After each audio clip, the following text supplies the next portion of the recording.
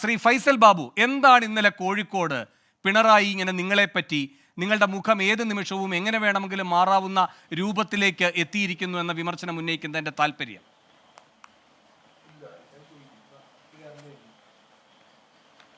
ഒരു നാടൻ ഭാഷയെ പറഞ്ഞു കഴിഞ്ഞാൽ പിണറായി വിജയന്റെ കിളി പോയി എന്ന് പറയാം.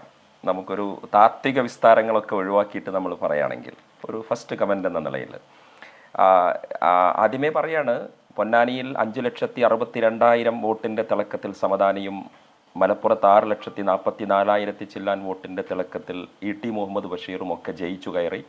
ഇന്ത്യൻ പാർലമെൻറ്റിൽ മതേതര പക്ഷത്തിൻ്റെ ശക്തരായ വക്താക്കളായി 5 MP രാജ്യത്തിൻ്റെ പാർലമെൻറ്റിലേക്ക് ദാനം ചെയ്ത് ഇന്ത്യൻ യൂണിയൻ മുസ്ലിം ലീഗ് 7.5 പതിറ്റാണ്ടുകാലം ഇവരുടെ ഈ അർദ്ധസത്യങ്ങളെയും ഈ നുണകളെയും ഈ അർത്ഥത്തിലുള്ള ഞങ്ങൾക്കെതിരെയുള്ള ആരോപണങ്ങളെയൊക്കെ അതിജയിച്ച് ഇന്നത്തെ രാത്രിയിലെ ഈ 24 ചർച്ചയിൽ പ്രിയപ്പെട്ട വേണു എന്ന മാധ്യമ പ്രവർത്തകൻ്റെ മുമ്പിൽ ഞങ്ങളൊരു സോഷ്യൽ ഓഡിറ്റിങ്ങിന് വീണ്ടും നിങ്ങൾ എന്തൊക്കെ ഞങ്ങൾക്കെതിരെ ആരോപണങ്ങൾ ഉന്നയിക്കുമ്പോഴും ഞങ്ങൾക്ക് പ്രതിബദ്ധത ജനങ്ങളോടാണ്, ഞങ്ങൾക്ക് ഇവിടുത്തെ മാധ്യമങ്ങളോട്, ഇവിടുത്തെ പൊതുസമൂഹത്തോടൊക്കെ ഉണ്ട്. പക്ഷേ മുസ്ലിം ലീഗ് പാർട്ടി എല്ലാ ദിവസവും രാവിലെ പോയിട്ട് AKG സെൻറ്ററിൽ പോയിട്ട് ഞങ്ങളുടെ മതനിരപേക്ഷതയുടെ ക്രെഡിബിലിറ്റി തെളിയിക്കണം എന്ന് പറഞ്ഞാൽ അതിന് തൽക്കാലം എന്നാണ് ഞങ്ങൾക്ക് പറയാനുള്ളത്.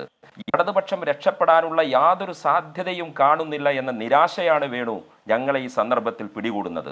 മാർക്സിസ്റ്റ് പാർട്ടിയുടെ വോട്ട് ബാങ്ക് പങ്കാളിത്തം ചോർന്നു പോകുമ്പോൾ ഞങ്ങൾ ഒരിക്കലും സന്തോഷിക്കുന്നവരല്ല. CPM അതിൻ്റെ തകർച്ചയിലേക്ക്, പശ്ചിമ ബംഗാളിനെ പോലെ ത്രിപുരയെ പോലെ CPM കേരളത്തിലും ഇവിടുത്തെ രാഷ്ട്രീയ മ്യൂസിയത്തിലേക്ക് പോകുന്നു എന്ന അപകടകരമായ സൂചനകൾ കാണുമ്പോൾ ഞങ്ങളതിൽ സന്തോഷിക്കുന്നവരല്ല. കേരളത്തിലെന്നല്ല ഇന്ത്യൻ രാഷ്ട്രീയത്തിൻ്റെ ഇക്കോസിസ്റ്റത്തിൽ ഇടതുപക്ഷം ഉണ്ടാകണമെന്ന് ഞങ്ങൾ ആത്മാർത്ഥമായി ആഗ്രഹിക്കുന്നവരാണ് വേണു. പക്ഷേ ഇപ്പോഴും സ്വന്തം പാർട്ടി അത്രമേൽ 19 മണ്ഡലത്തിൽ സംഘപരിവാർ ഇടതുപക്ഷത്തിൻ്റെ മുന്നിലാണ്. 50ഓളം മണ്ഡലത്തിൽ കേരളത്തിൽ BJPക്ക് ഉണ്ട കൊടുത്ത പ്രബുദ്ധ മലയാളിയുടെ കേരളത്തിൽ സംഘപരിവാരം മുന്നോട്ട് വരുന്നു. തൃശ്ശൂരിൽ സുരേഷ് ഗോപി ജയിക്കുന്നു. കേരളത്തിൽ രാഷ്ട്രീയത്തിനതീതമായി മലയാളിയുടെ ഒരു മലയാളി സ്വത്വമുണ്ട്, നമ്മുടെ ഒരു നവോത്ഥാന പൈതൃകമുണ്ട്. ആ പൈതൃകത്തിനകത്ത് നിന്ന് എല്ലാ മനുഷ്യരും ഒന്നിച്ചു നിന്ന് ആശങ്കയോടെ ആലോചിക്കേണ്ടുന്ന ഈ സന്ദർഭത്തിൽ മുസ്ലിം ലീഗിൻ്റെ സെക്യുലർ ക്രെഡൻഷ്യലിനെ പറ്റി, ഞങ്ങളുടെ മുഖത്തെപ്പറ്റി സംസാരിക്കുകയാണ് ശ്രീ പിണറായി വിജയൻ. ഇതിനകത്ത് ഞങ്ങൾക്ക് ഏറ്റവും കൗതുകരമായി തോന്നിയൊരു കാര്യം, മാർക്സിസ്റ്റ് പാർട്ടി എന്ന് പറഞ്ഞാൽ, CPM എന്ന് പറഞ്ഞു കഴിഞ്ഞാൽ, ഇടതുപക്ഷം എന്ന് പറഞ്ഞു കഴിഞ്ഞാൽ അവർ എല്ലാ കാലത്തും ആത്മവിമർശനം നടത്തുന്ന പാർട്ടിയാണ്. ഉൾപാർട്ടി ചർച്ചകളുള്ള ഒരു പാർട്ടിയാണ്. ഇമാതിരി പദാവലികളൊക്കെ നമ്മൾ ഇടതുപക്ഷത്തു നിന്നാണ് കേൾക്കുന്നത്. പക്ഷേ CPMൻ്റെ സംസ്ഥാന കമ്മിറ്റിയുടെ വിലയിരുത്തലിൽ ഗോവിന്ദൻ മാഷ് റിപ്പോർട്ട് അവതരിപ്പിച്ചു. പിണറായിക്കെതിരെ ശക്തമായ വിമർശനങ്ങളുണ്ട്. ശ്രീ തോമസ് ഐസക്ക് പുറത്തു വന്നിട്ട് എന്താ പറഞ്ഞത്? ജനങ്ങളുടെ പാർട്ടിയാണ്, ഞങ്ങളത് പരിശോധിക്കുമെന്നാണ് പറഞ്ഞത്. എന്താ അതിനകത്തുള്ള സന്ദേശം? ഇത് പിണറായി വിജയന്റെ ഒരു പേഴ്സണൽ പ്രോപ്പർട്ടി അല്ല എന്നതാണ്. കോഴിക്കോട് ജില്ലയിലെ CPI ജില്ലാ കമ്മിറ്റി പറഞ്ഞത് എന്താ? അണ്ണൻ തമ്പി ഭരണമാണ് ഇപ്പോൾ നടന്നുകൊണ്ടിരിക്കുന്നത് എന്നാണ്. മുഖ്യമന്ത്രി മാറണം, ക്യാപ്റ്റൻ മാറണം എന്നാണ് പറഞ്ഞത്. ഈ മുണ്ടുടുത്ത മോഡി എന്ന് ചന്ദ്രികയിൽ എഴുതിയെന്ന പരാമർശം പോലും ലീഗിന്റെ ടെർമിനോളജി അല്ല. തങ്ങളുടെ മുന്നണിയിലെ ഏറ്റവും വലിയ രണ്ടാമത്തെ കക്ഷിയായ CPIയുടെ ഉന്നതനായ നേതാവിൻ്റെ വർത്തമാനമാണിത്, മുണ്ടുടുത്ത മോഡി എന്ന്. അങ്ങനെ ഇടതുപക്ഷ രാഷ്ട്രീയത്തിന് ഒരിക്കലും പരിചയമില്ലാത്ത വ്യക്തിയാധികാര ഘടനയിലേക്ക് CPM പോവുകയാണ്. കൾട്ട് പൊളിറ്റിക്സ്, ആൾദൈവ രാഷ്ട്രീയം ഒരിക്കലും ഇടതുപക്ഷത്തിന്റെ സിലബസിലുള്ള കാര്യമല്ല. ശ്രീ ഫൈസൽ ബാബു, എന്തുകൊണ്ടാണ് നാളിതുവരെ നിങ്ങൾ പ്രയോഗിക്കാത്ത ഈ മുണ്ടുടുത്ത മോദി എന്ന പ്രയോഗം നിങ്ങളുടെ മുഖപത്രത്തിൽ ഇന്ന് വന്നത്? ഈ തെരഞ്ഞെടുപ്പ് വിധിക്ക് മുൻപ് വരെ അത്തരമൊരു സമീപനമല്ല ചന്ദ്രികയ്ക്കുണ്ടായിരുന്നത്, ലീഗിനുണ്ടായിരുന്നത്.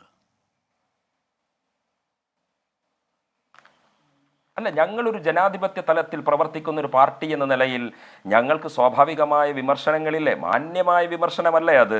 ആ വിമർശനം അതുപോലും, ആ പ്രയോഗം പോലും ഞങ്ങൾ നടത്തുമ്പോൾ ഞങ്ങളുടെ പ്രയോഗമല്ല അത് ഇൻവെർട്ടഡ് കോമയിലുള്ള മുണ്ടുടുത്ത മോദിയായി ഒരു സെക്കൻഡ്, ആ മുഖപ്രസംഗത്തിൽ മുണ്ടുടുത്ത മോദിയായി നിങ്ങൾ വിശേഷിപ്പിച്ചിരിക്കുന്ന പശ്ചാത്തലം എന്ന് പറയുന്നത് വരാനിരിക്കുന്ന കാര്യമാണ്. ഇനി തദ്ദേശ തെരഞ്ഞെടുപ്പ് വരാൻ പോവുകയാണ്. ഈ തിരിച്ചടിക്ക് ശേഷം തദ്ദേശ തെരഞ്ഞെടുപ്പിലും ഇത്തരമൊരു തിരിച്ചടി ഉണ്ടായാൽ പിന്നെ മുന്നോട്ട് പോകാനേ കഴിയില്ല പിണറായി സർക്കാരിന്. അത് മുന്നിൽ കണ്ടുകൊണ്ട് വേഗത്തിൽ പ്രതിപക്ഷത്തെ പോലും വിശ്വാസത്തിലെടുക്കുകയോ നിയമസഭയിൽ സ്വാഭാവിക മര്യാദയായ ചർച്ച നടത്തുകയോ ചെയ്യാതെ ഈ പറയുന്ന വാർഡ് വിഭജനവുമായി ബന്ധപ്പെട്ട നിയമം പാസാക്കി എടുക്കുന്നു. അത് മോദിയുടെ നീക്കത്തിന് തുല്യമായ ഒന്നാണ്, അതിൻ്റെ കോപ്പി പേസ്റ്റ് ആണ്. അങ്ങനെ പറഞ്ഞുകൊണ്ടാണ് നിങ്ങൾ മുണ്ടുടുത്ത മോദിയുടെ അതേ രീതി ഇവിടെ പിണറായി തുടങ്ങുന്നു എന്ന് പറഞ്ഞിരിക്കുന്നത്. അതിന് മുൻപ് വരെയുള്ള പ്രവർത്തികളിൽ മുണ്ട് മാത്രമേ ഉടുത്തിട്ടുള്ളൂ, മോദിയായിട്ടില്ല എന്നായിരുന്നോ അതിൻ്റെ വ്യംഗ്യം? അല്ല, ഇല്ലല്ലോ. ഞങ്ങൾ നിരന്തരമായി ഇടതുപക്ഷത്തിനെതിരെ, പ്രത്യേകിച്ചും പിണറായി വിജയന്റെ രീതികൾക്കെതിരെ, അദ്ദേഹത്തിന്റെ ശരീരഭാഷ, അദ്ദേഹത്തിന്റെ അരഗൻസ്, അല്ലല്ല, അതൊക്കെ മാറ്റി വയ്ക്കുക, അതൊക്കെ വ്യക്തിപരമായ തലങ്ങൾ. അയാൾ പ്രതിനിധീകരിക്കുന്ന രാഷ്ട്രീയത്തെ പറ്റി നിങ്ങൾക്ക് അങ്ങനെ ഒരു അഭിപ്രായം ഉണ്ടായിരുന്നോ? ഒരു പ്രച്ഛന്ന വേഷധാരിയായ മോദിയാണ് എന്ന് CAA വിരുദ്ധ നിലപാടിൽ അങ്ങനെ അഭിപ്രായമുണ്ടോ പിണറായിയെ പറ്റി? പലസ്തീൻ വിഷയത്തിൽ അങ്ങനെ അഭിപ്രായമുണ്ടോ നിങ്ങൾക്ക് പിണറായിയെ പറ്റി? വേണു പിന്നെ കണ്ണൂർ ജില്ലയിലെ ഇവിടുത്തെ ജില്ലാ CPM കമ്മിറ്റികൾ വിലയിരുത്തിയപ്പോൾ എനിക്കും നിങ്ങൾക്കും അതൊക്കെ വ്യക്തിപരമെന്ന് തോന്നിയാക്കാമെങ്കിലും മൈക്കിനോടുള്ള പിണറായി വിജയന്റെ പ്രതികരണം വരെ ജനം കണ്ടു. അതിൽ വരെ ജനത്തിന് അമർഷമുണ്ടായി എന്ന വിലയിരുത്തലുണ്ടായി. ഇത് എന്റെ പ്രയോഗമല്ല. ഇത് ഫൈസൽ ബാബു, നമുക്ക് വിമർശനങ്ങൾ പല വിധാനങ്ങളിൽ തന്നെ പരിശോധിക്കേണ്ടതുണ്ട്. മൈക്കുമായി ബന്ധപ്പെട്ട് പിണറായിക്കുണ്ടായ അതൃപ്തിയാണോ കേരളത്തിൽ ഇങ്ങനെ ഒരു തിരിച്ചടിക്ക് കാരണമായത്? അപ്പോൾ നമ്മളിതിനെ ഒരു പ്രയോറിറ്റൈസ് ചെയ്യണമല്ലോ. അതിനാണ് ഞാൻ ചോദിക്കുന്നത്. നിങ്ങളെ സംബന്ധിച്ച് നിങ്ങളുടെ രാഷ്ട്രീയ അതിജീവനത്തിൻ്റെ കടയ്ക്കൽ കത്തിവെക്കുന്ന ഒരു സമീപനം ഒരു കേന്ദ്രാധികാര ഭരണകൂടം നടത്തിക്കൊണ്ടിരിക്കുമ്പോൾ അതിൽ കേരളത്തിലെ ഭരണ സംവിധാനത്തിന് നേതൃത്വം കൊടുക്കുന്ന പിണറായിയുടെ നിലപാട് എന്തായിരുന്നു? അത് മുണ്ടുടുത്ത മോദിയുടെ നിലപാടായിരുന്നോ അല്ലയോ?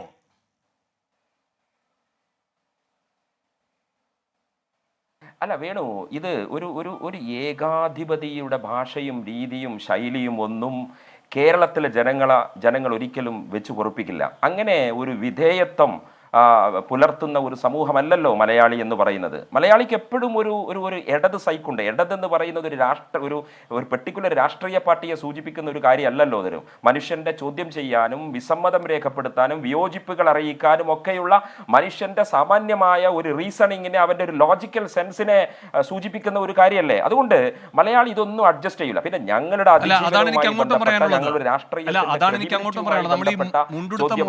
ആവേശത്തോടെ മുഖപ്രസംഗം എഴുതുന്ന വ്യക്തിയോടൊന്ന് പറഞ്ഞു കൊടുക്കണം, ഈ ലോജിക്കൽ റീസണിങ് അദ്ദേഹത്തിന്റെ പേനത്തുമ്പിലും ബാധകമാക്കണമെന്ന്. ഞാൻ അങ്ങയിലേക്ക്